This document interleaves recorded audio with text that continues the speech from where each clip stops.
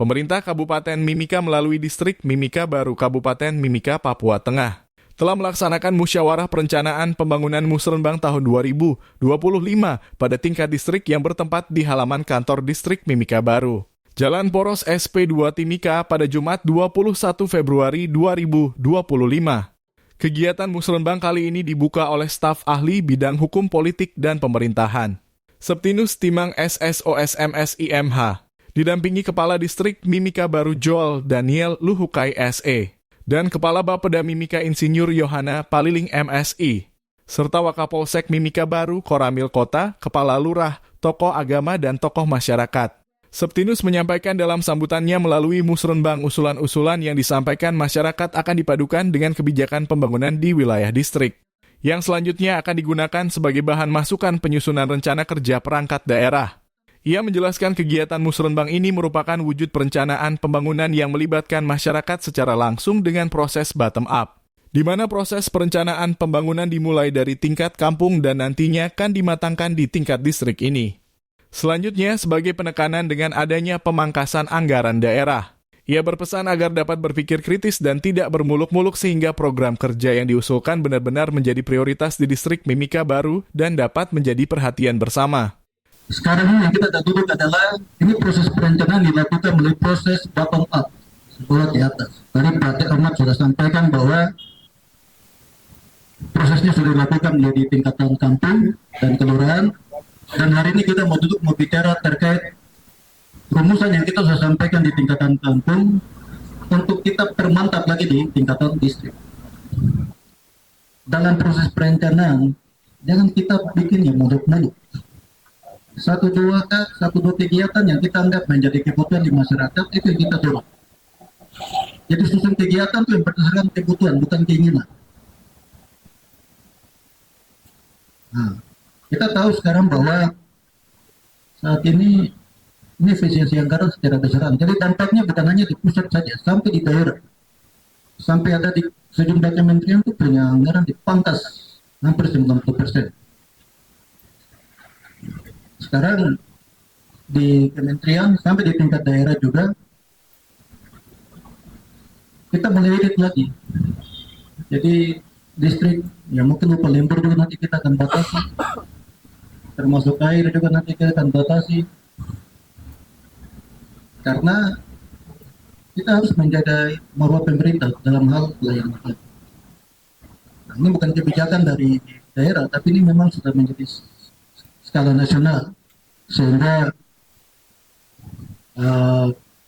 hal itu menjadi poin dari pemerintah pusat untuk kita efisiensi anggaran. Jadi tugasnya kita di daerah bagaimana hanya mengembangkan itu. Kita sesuai dengan arahan bupati, bukan visi misinya, pasti akan detail. Apalagi kita sekarang sudah pakai sistem. Ini bukan pengabot ada di sini. Jadi kalau sudah pakai sistem, apa yang kita usulkan kita sesuai dengan visi misi bupati, itu pasti sistem akan tolak. Terus yang ketiga melalui pendekatan teknokratik. Terus proses perencanaan yang mungkin melibatkan tenaga ahli yang sudah melakukan studi-studi perencanaan terkait dengan program pembangunan. Dan yang terakhir adalah pendekatan mulai secara politis. Nah, di sini kalau ada yang ini ya mungkin kita bisa duduk juga di DPR. Ya, saya pikir mungkin ini anggota DPR berdasarkan tapil ada supaya mereka bisa kawal, karena proses ini seharusnya mereka harus kawal dari distrik. Tidak harus kita tunggu lagi ke Musrenbang kabupaten baru kita ribut di sana. Senada dengan hal itu, Kepala Bapeda Mimika Yohana menyampaikan jika hasil Musrenbang ini berpedoman kepada rencana pembangunan jangka menengah daerah RPJMD yang disesuaikan dengan visi misi pimpinan definitif terpilih dan menjadi rancangan pembangunan Kabupaten Mimika hingga tahun 2029. Program usulan Musrenbang kali ini akan diinput dalam Sistem Informasi Pembangunan Daerah SIPD paling lambat tanggal 26 Februari. Proses input data akan didampingi oleh operator dan dilanjutkan dengan Forum Organisasi Perangkat Daerah OPD Teknis. Kepala distrik akan bertemu dengan usulan di sistem, memverifikasi dan menyampaikan ke kepala dinas terkait. Masalah prioritas akan disesuaikan dengan visi misi pimpinan daerah definitif nanti. Sementara itu, Kadistrik Mimika Baru saat diwawancarai wartawan menyampaikan jika Distrik Mimika Baru pada Musrenbang kali ini sangat memprioritaskan program kebersihan lingkungan di masyarakat. Hal ini dinilai karena melihat kondisi di beberapa wilayah distrik, Mimika Baru sering mengalami kebanjiran akibat saluran pembuangan air yang tersumbat oleh sampah yang dibuang masyarakat. Ia pun berpesan kepada seluruh masyarakat untuk bersama-sama selalu menjaga kebersihan di distrik Mimika Baru dengan membuang sampah pada tempatnya dan mengikuti prosedur waktu jam pembuangan sampah yang telah diatur dalam kebijakan pemerintah Kabupaten Mimika. Dalam usulan program yang diusulkan 11 kelurahan dan 3 kampung pada Musrenbang Distrik Mimika Baru berjumlah 285 kegiatan yang terdiri dari bidang FISPRA, sosial budaya, dan bidang ekonomi. Iya, mungkin kita kegiatan Musrenbang Distrik Mimika Baru kita baru laksanakan hari ini tanggal 21 karena kita kemarin terlambat karena tunggu dari 11 kelurahan dan 3 kampung Musrenbang dulu. Setelah mereka selesai Musrenbang di tingkat lurah dan kampung, baru kita masuk ke tingkat distrik. Nah, kebetulan kita berlaksanakan hari ini, yang mungkin kita lebih prioritaskan itu pertama kepada persampahan dalam kota harus itu, versi Pacu harus itu cepat tangani untuk bersih. Dan kedua air bersih. Ketiga drainase. Ya, karena sekarang ini kalau kita lihat musim panas semua pada enak, tepat hujan semua pada banjir semua. Kita tidak pernah antisipasi waktu panas. Nanti ketika sudah banjir baru kita tahu. Oh ternyata titik di sini tuh rendah. Oh ternyata di sini. Kemarin kita lebih saya lebih stress kepada kelurahan di Distrik Mimika Baru bahwa penanganan yang sekarang kita lakukan adalah untuk pembersihan selokan. Selokan itu kita bersih-bersih mungkin bukan saja karena banjir itu karena tergenang itu faktor lain saya mungkin tidak tahu, tapi lebih kepada mungkin pembuangan sampah.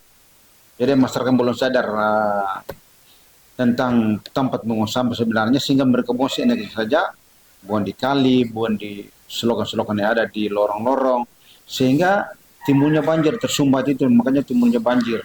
Nah, ketika hari pertama hujan yang minggu kemarin kita survei ke lapangan, ternyata selokan itu tersumbat. Tersumbat itu ada sampah-sampah yang sudah ada tersangkut di situ sehingga airnya naik. Kedua sudah dangkal, jadi perlu ada pengerukan dari dinas PUPR. Nah, kita sudah dalam Musrenbang ini kita sampai kepada Ibu dengan staf ahli tadi dengan bidang hukum, politik dan pemerintahan dengan Ibu Kepala Badan Perencanaan Pembangunan Daerah bahwa nanti bisa koordinasi dengan Kepala Dinas PUPR supaya ketika waktu hujan itu bisa turun ke lapangan, bisa melihat titik-titik mana yang rendah, mungkin tahun ini bisa diperbaiki. Hasilnya kita masih direkapan nanti, setelah hasilnya baru nanti kita sampai pelan atau itu sebenarnya cuma masalah tempat pembuangan sampah sementara. Jadi di mana titik-titik di kelurahan yang kita sudah siapkan itu ada yang menolak, yang mungkin itu menolaknya iya, tapi mereka menolak itu alasannya begini. Kalau buang di sini ya mungkin pada posisinya tempat tidak pas, karena pertama di depan jalan. Kedua tempatnya mungkin tidak layak karena di samping rumah, karena baunya nanti menyengat ketika nanti buang terlambat angkat. Itu alasan-alasan mereka.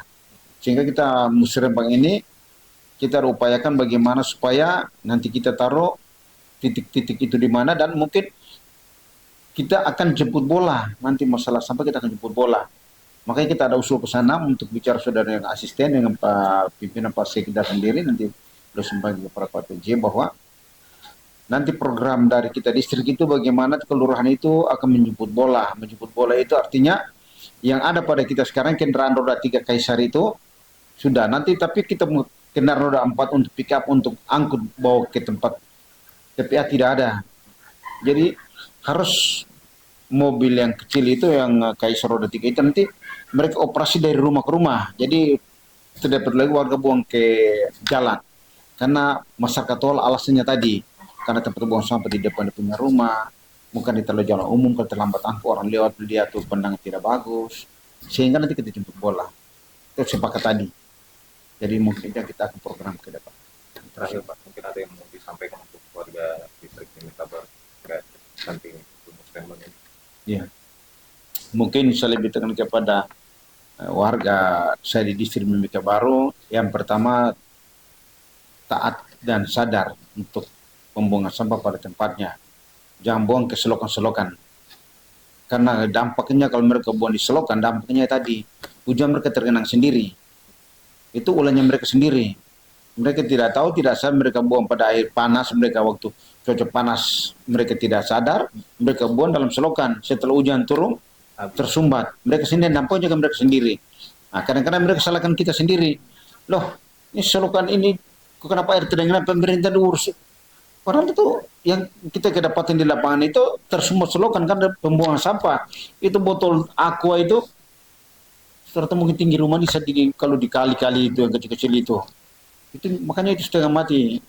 Kita sudah beberapa kali sosialisasi untuk mereka, dan kedua untuk waktu jam buang sampah untuk masyarakat ini penting sekali. Jam buang sampah itu di atas jam 6 pagi, tidak boleh lewat jam 6 batas ya, dan nanti setelah jam 6 ke atas tidak boleh buang sampah sampai jam 6 sore ke atas, itu jam buang sampah. Kalau paginya mulai entah jam 4 sampai jam 5, jam 6. Kalau sorenya jam setengah 7 sampai dengan ke atas. Itu yang mungkin mereka belum sadar, yang banyak orang belum tahu. Yang mungkin saya sampaikan itu ada mungkin supaya mereka paham itu, supaya kita kota ini akan jadi bersih.